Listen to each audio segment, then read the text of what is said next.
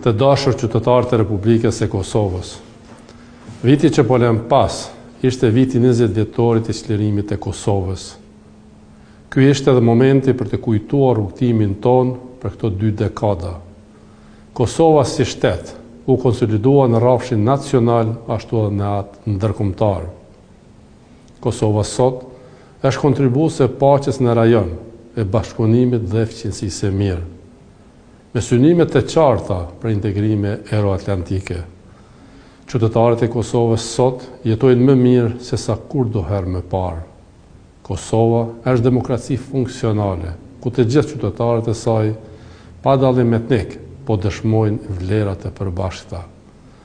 Organizimi i zgjedhjeve, pranimi i rezultateve zgjedhore është bërë kulturë dhe model i mirë jo vetëm për ne, por dhe shembull për gjithë rajonin.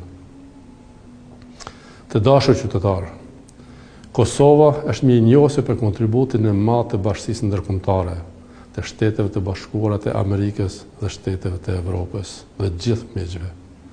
Të arriturat e Kosovës janë të arriturat tona të përbashkëta. E kaluara jonë, por dhe ardhmja jonë është në botën perëndimore. Rrënjët tona historike, kulturore dhe politike janë të lidhura me vlerat euroatlantike. Kosova ka qenë dhe vazhdon të jetë kampione e mbrojtjes së vlerave të civilizimit perëndimor. Por dhe këtu përballemi me sfida. Rrugtimi i Kosovës përballet edhe me vështirësi dhe pengesa krejt të padrejta.